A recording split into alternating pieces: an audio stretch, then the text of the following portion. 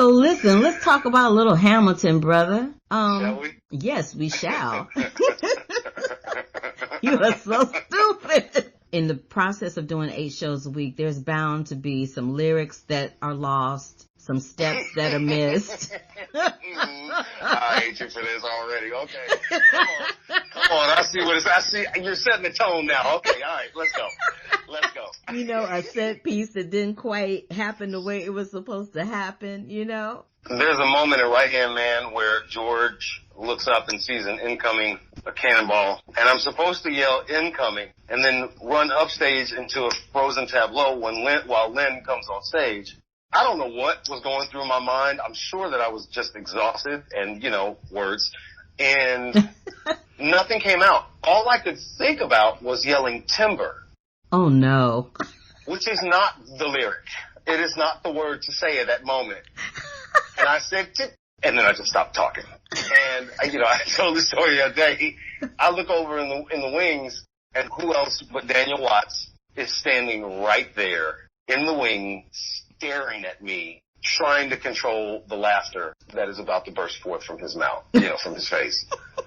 With a show like this, because the whole thing is set to rhythm, if any one person on stage flubbed a single line, and oftentimes it was Lynn, everybody else would walk around on eggshells the rest of the show. Because you upset that internal bounce that's going, and now you're thinking, oh God, please don't let it be me. Please don't let me be the one that loses focus and then can't say the words. It's an awful feeling, but man, I'm sure there were many more moments, but that's the first one that comes to mind, just because when the mind gets tired, strange things happen. Yeah, it does. For sure. Most people don't even get a chance to go inside the White House, let alone perform in the White House for the first black president. What was going through your mind as it was getting closer and closer to that day? Because that had to be like, is this really happening right now? It absolutely was surreal. And on the drive down, I kept thinking about my grandmother. While my mother was busy finishing her degree with 2 children, my grandmother spent a great deal of time raising my sister and I. And my grandmother lived an incredibly full life. She was a secretary for the NAACP. She was an organizer for black folks. She was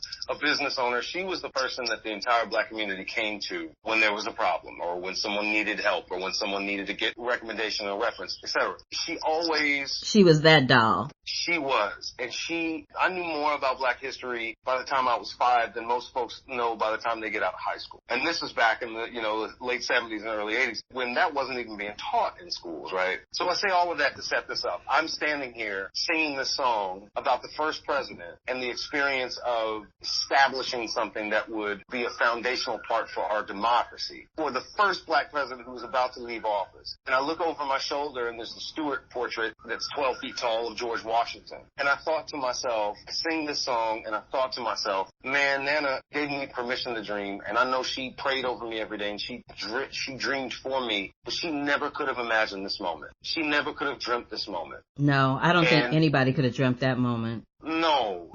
And, the president thanked me and dapped me up and gave me a hug. And then I was flooded with, that was the last moment of that concert that we did. And all of these things just came rushing to me so strongly. I had the strongest memories of my earliest times singing for my Nana and what that represented. And to this day, it remains one of the strongest memories that I have of the entire Hamilton experience, of my whole life. It was just incredible.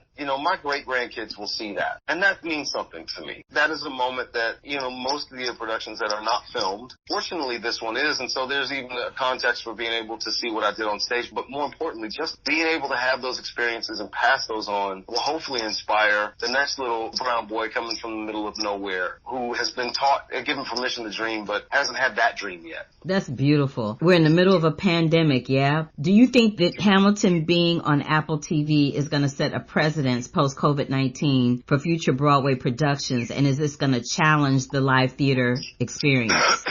We go to theater because we need to. We go to theater because we go to church. We go to games because we need to be around each other. We go to concerts because we need to have a collective experience.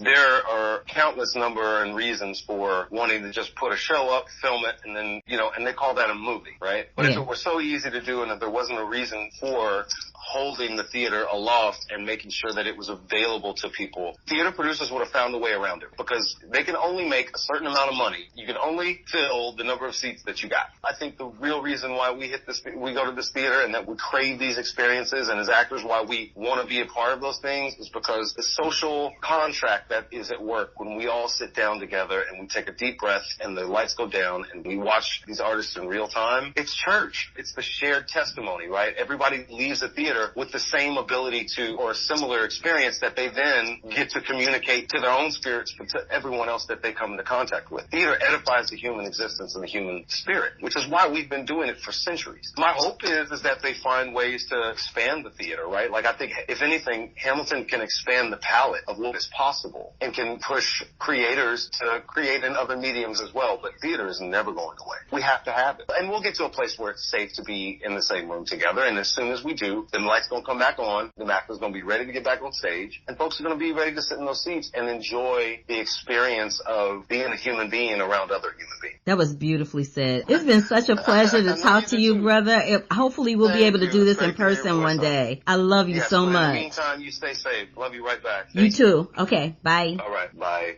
To keep up with the Curvy Critic, like our page here, click that subscribe button, and click that bell for notifications. Love, peace, and hair grease, y'all.